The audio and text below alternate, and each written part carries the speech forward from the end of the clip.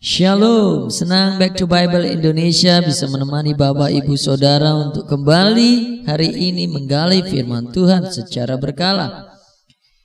Kita sudah masuk di kitab Matius pasal yang ke-9 ayat yang ke-18 sampai yang ke-25. Mari kita baca bersama-sama.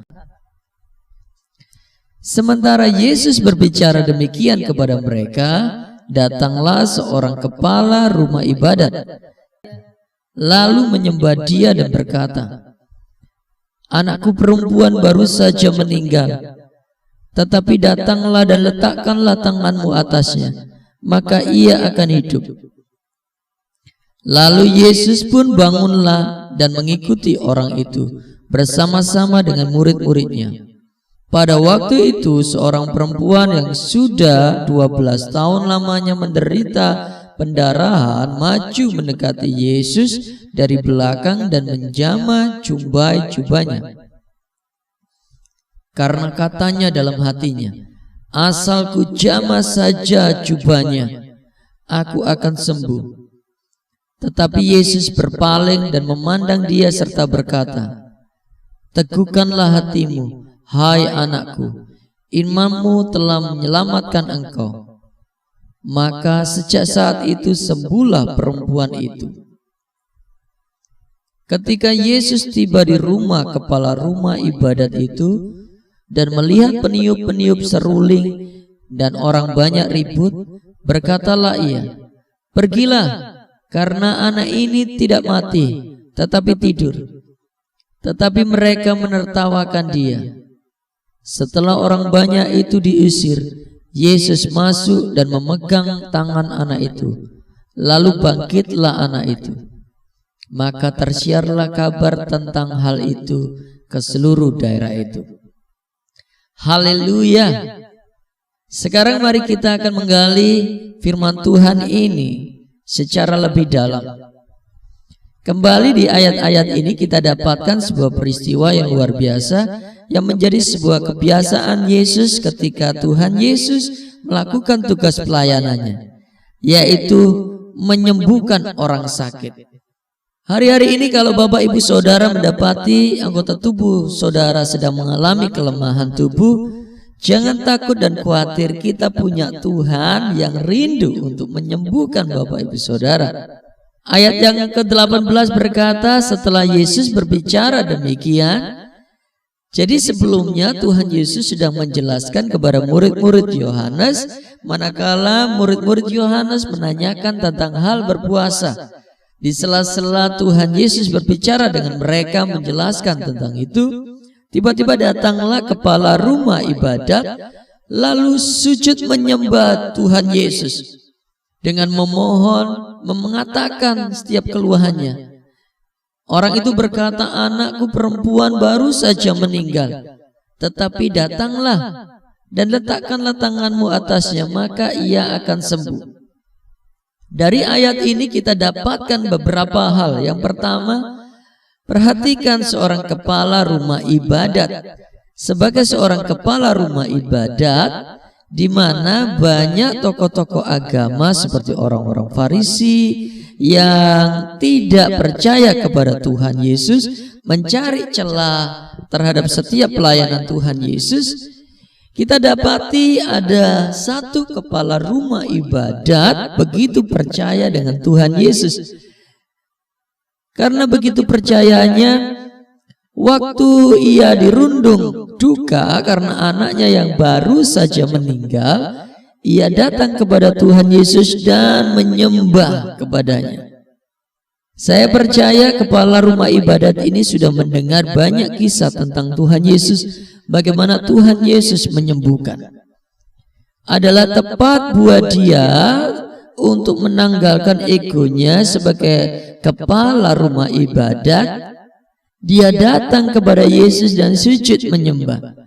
Tidak hanya merendahkan dirinya, tapi ini menunjukkan sebuah kerendahan hati, sebuah penyerahan dan keyakinan iman bahwa Yesus bisa menyembuhkan.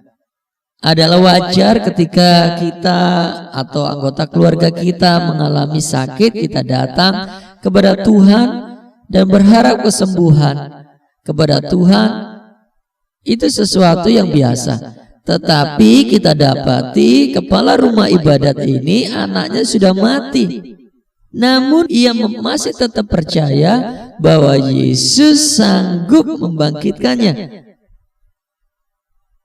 Dari perkataan yang disampaikan kepada Tuhan Yesus, ia menunjukkan kepercayaannya bahwa Tuhan Yesus bisa membangkitkan anaknya. Kepala rumah ibadat ini berkata, "Datanglah dan letakkanlah tanganmu atasnya, maka ia akan hidup." Adakah hari-hari ini di antara umat-umat percaya memiliki iman yang besar itu? Apa yang sudah mati buat Tuhan bukan sesuatu yang sulit untuk membangkitkannya. Apa yang tidak mungkin buat kita, buat Tuhan bukan sesuatu yang mustahil untuk mengerjakannya. Kesembuhan dari segala penyakit berat yang tidak ada obatnya hari-hari ini bukan sesuatu yang sulit dan mustahil buat Tuhan kalau kita mau datang menyembah dan percaya kepadanya. Ingat, Tuhan rindu untuk memulihkan kita, menyembuhkan kita. Tidak hanya menyembuhkan, mau membangkitkan kita. Apa yang sudah mati sekarang, bisnis, pelayanan, hubungan, harapan-harapan kita yang sudah mati, datang kepada Tuhan, maka itu bisa dibangkitkan. Jangan putus pengharapan, saatnya buat setiap kita menghampiri Tuhan. Alkitab berkata, "Yang letih, lesu, dan beban berat, mari datang kepadaku." Bahkan yang sakit apapun datang kepada Tuhan. Ia tabib, lebih dari segala tabib.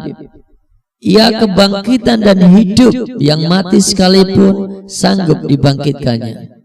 Ialah jalan kebenaran dan kehidupan. Untuk beroleh kemurahan dan kasih karunia, kita perlu datang kepada Tuhan, merendahkan diri dan sujud menyembahnya. Percayalah kepada Tuhan. Haleluya. Respon Tuhan Yesus ketika kepala rumah ibadat ini datang menyembah dan memohon Tuhan Yesus melakukan sesuatu kepada anaknya, ia bangkit dan mengikuti kepala rumah ibadat ini ke rumahnya. Di tengah jalan ada seorang perempuan yang sakit pendarahan 12 tahun. Seorang perempuan yang sangat menderita. Di kitab lain dikatakan wanita ini sudah menghabiskan semua hartanya. Ia sudah datang ke para tabib-tabib, namun penyakitnya tidak kunjung sembuh. Alkitab mencatat, tapi malah semakin memburuk. Keuangannya sudah habis. Ia dirundung kemiskinan.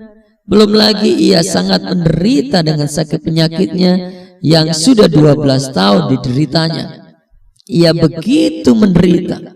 Bisa dibayangkan seorang yang menderita sakit selama 12 tahun, bagaimana bentuk tubuhnya. Ia akan sangat lemah dan mungkin bisa dikatakan sangat kering. Tubuhnya menjadi seperti tulang belulang yang dibalut dengan kulit ini. Tidak ada kekuatan dalam hidupnya. Namun waktu ia mendengar tentang Tuhan Yesus, ia membangkitkan imannya dengan berkata, "Asal ku jamah saja jubah-jubahnya, maka aku akan sembuh." Dengan sekuat tenaga ia membangkitkan dirinya. Dalam segala kelemahannya ia datang menghampiri Tuhan. Ia berusaha dengan sekuat tenaga menjamah jubah-jubahnya. Kita bisa pelajari dari ayat ini, orang-orang seperti ini adalah orang-orang yang menunjukkan kualitas iman yang hidup. Kita tidak perlu punya iman yang sebesar gunung untuk memindahkan gunung. Kita hanya perlu iman yang sebiji sesawi untuk bisa memindahkan gunung itu. Wanita ini menunjukkan bahwa kualitas imannya mungkin tidak besar, namun ia percaya sepatah kata firman. Ia percaya apa yang ia lihat, apa yang ia dengar. Imannya menolongnya untuk bertindak seperti yang ada dalam hatinya. Jika ia menjamah jubah Tuhan Yesus, ia akan sembuh. Imannya mendorong mengatasi segala kelemahan tubuhnya untuk menghampiri Tuhan. Hari-hari ini, jika ada beberapa dari setiap kita yang mengalami hal yang sama, upaya kita tidak mendatangkan sesuatu yang lebih baik, tapi malah membuat kita semakin terpuruk. Saatnya buat kita mempercayai Tuhan. Dengar firman-Nya, dengar kabar baik itu, dan nyatakan pernyataan iman kita. Asalku datang kepada Kristus, maka semua urusanku akan menjadi beres. Asalku datang kepada Kristus, semua sakit penyakitku akan hilang. Aku akan sembuh. Asalku datang kepada Kristus, hubunganku dengan orang-orang sekitarku, dengan suami, dengan anak-anak, dengan rekan bisnis akan kembali dipulihkan. Asalku datang kepada Kristus, keuanganku akan dipulihkan. Berapa banyak dari setiap kita memiliki iman seperti itu? Tuhan menghargai.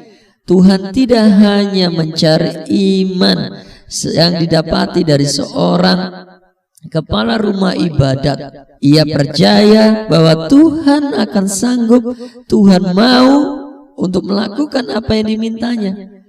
Tapi ia juga mencari iman-iman seperti ini. Iman yang percaya dari apa yang kita dengar. Iman yang percaya dari setiap firman Tuhan yang kita dengar. Dari apa yang kita lihat, benarlah firman Tuhan berkata bahwa iman itu timbul dari pendengaran akan firman Kristus. Semakin banyak kita mendengar firman, akan semakin timbul iman atas hidup kita. Ayat selanjutnya berkata, respon Tuhan Yesus. Yesus begitu terkejut ada seseorang yang mencuri kuasanya dengan diam-diam, dengan sembunyi-sembunyi.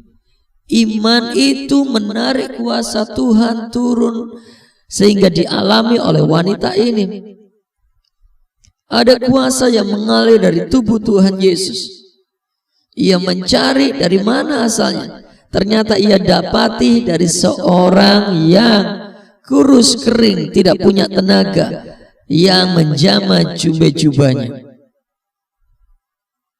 Wanita ini begitu takut kalau Tuhan memarahinya. Namun respon Tuhan sangat luar biasa. Ini menunjukkan kasih setia Tuhan, anugerah yang ada atas hidupnya, atas setiap orang yang mau datang dengan iman kepadanya. Yesus berkata, teguhkanlah hatimu. Apapun yang kita alami hari ini, teguhkanlah imanmu. Jangan kecut dan tawar hati, sama seperti firman yang disampaikan Tuhan kepada Yosua. Jangan kecut dan tawar hati. Jangan ragu terhadap setiap iman yang ada padamu. Teguhkanlah hatimu, hai anakku. Haleluya, luar biasa. Orang-orang yang datang kepada Tuhan dengan iman dianggapnya sebagai seorang anak. Respon Tuhan Yesus menunjukkan bahwa ia adalah Bapa bagi orang-orang percaya. Respon Tuhan Yesus ini juga menunjukkan bahwa ia dekat dengan orang-orang yang percaya dan beriman kepadanya.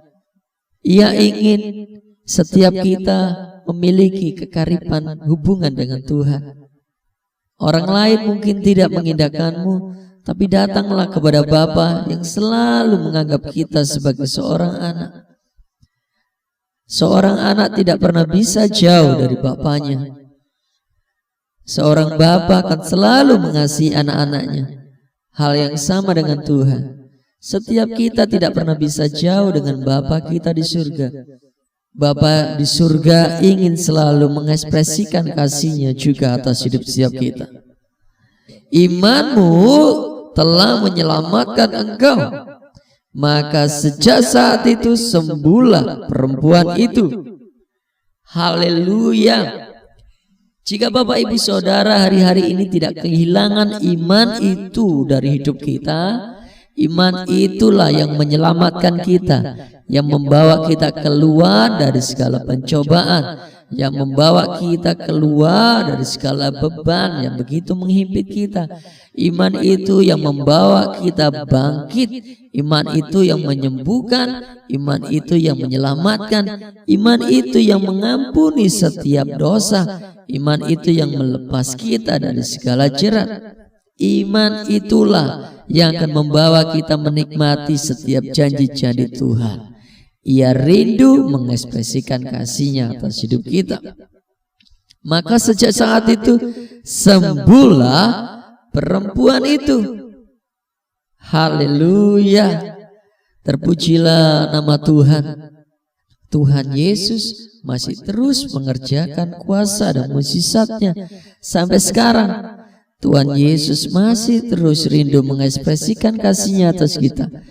Tuhan akan selalu siap sedia menolong setiap kita. Hanya kita perlu datang kepada-Nya dengan iman. Kita kembali kepada iman kepala rumah ibadat itu. Untuk beberapa saat, iman kepala rumah ibadat ini mungkin bisa saja terganggu. Bisa saja kepala rumah ibadat ini komplain dengan Tuhan Yesus, meminta untuk segera datang ke rumahnya, manakala ada sesuatu di tengah jalan yang mencoba menghambatnya. Berlama-lama untuk dia mendapatkan pertolongan. Semakin lama anaknya meninggal, maka bisa saja dia merasa takut anaknya nggak bisa kembali lagi.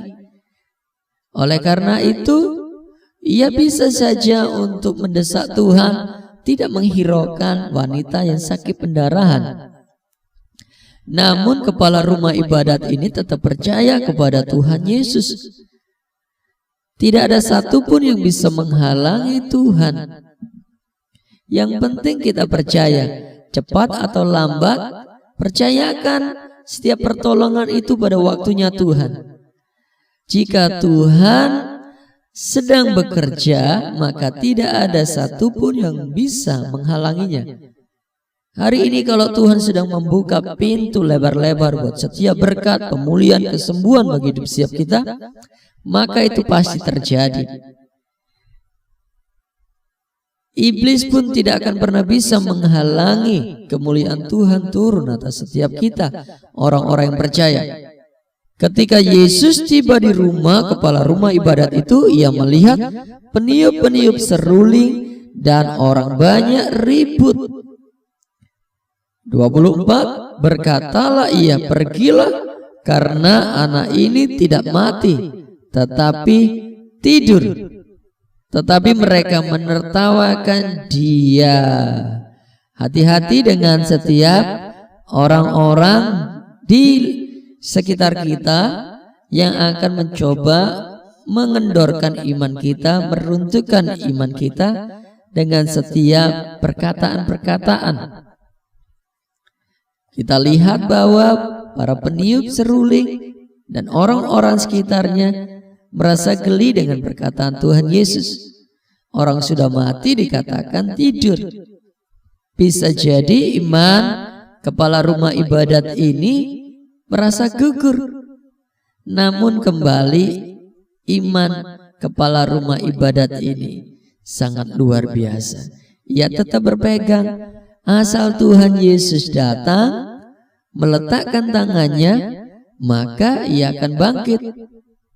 25 berkata, setelah orang banyak itu diusir, Yesus masuk dan memegang tangan anak itu, lalu bangkitlah anak itu. Haleluya. Perhatikan di sini bahwa Tuhan melakukan sesuatu seperti yang diminta oleh kepala rumah ibadat, meletakkan tangannya atasnya. Malah Tuhan melakukan sesuatu yang jauh lebih lagi dari apa yang diminta. Tidak hanya meletakkan tapi memegangnya. Jauh dari apa yang kita minta di hadapan Tuhan. Tuhan selalu rindu untuk memberikan lebih, dan lebih. Sebab Dia sangat mengasihi kita. Dia ingin selalu memberikan sukacita. Sukacita yang tidak bukan pernah bisa diberikan dunia atas hidup kita. Sukacita yang abadi.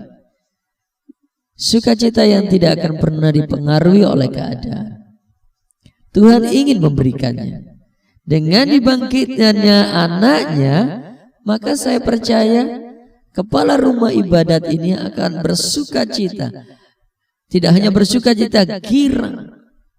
Ayat 26 berkata, maka tersiarlah kabar tentang hal itu ke seluruh daerah itu. Penting buat kita untuk menjadi saksi dari setiap pekerjaan yang luar biasa yang Tuhan buat atas hidup kita. Buka mulut kita untuk memberikan kesaksian akan pekerjaan-pekerjaan Tuhan, supaya orang lain percaya kepada Kristus yang adalah Tuhan dan Juru Selamat. Apa yang kita bisa pelajari dari ayat-ayat ini? Saya bisa simpulkan yang pertama, apapun masalah kita, apapun pencobaan kita, apapun tantangan yang kita hadapi, apapun sakit penyakit yang kita alami hari ini, datang kepada Kristus sebagai jalan keluar bagi semuanya. Jangan tunda-tunda, datang kepada Kristus. Yang kedua adalah biarkan kedatangan kita didorong oleh iman percaya bahwa kalau kita datang semua pasti beres. Sebab Yesuslah jawaban, jalan keluar bagi semuanya. Tidak ada pencobaan, tantangan, masalah apapun yang tidak akan pernah bisa diselesaikan oleh Tuhan dan firman-Nya. Segeralah hampiri Tuhan. Yang ketiga adalah Tuhan Yesus sanggup membangkitkan apapun yang sudah mati. Bisnis saudara, hubungan saudara, keuangan saudara yang sudah tidak ada harapan lagi, Tuhan Yesus sanggup memulihkannya. Tuhan Yesus memberkati. Mari kita berdoa. Bapa di surga, kami rindu kiranya Tuhan dapati iman atas setiap kami.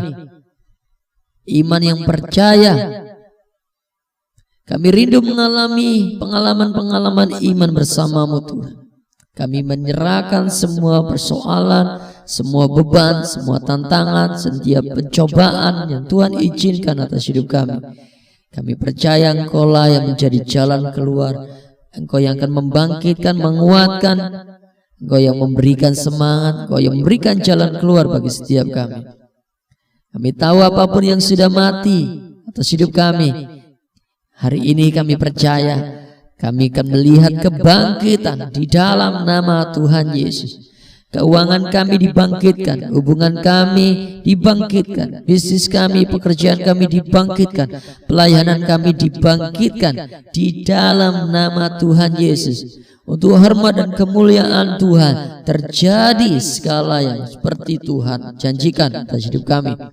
Haleluya. Amin. Tuhan Yesus memberkati.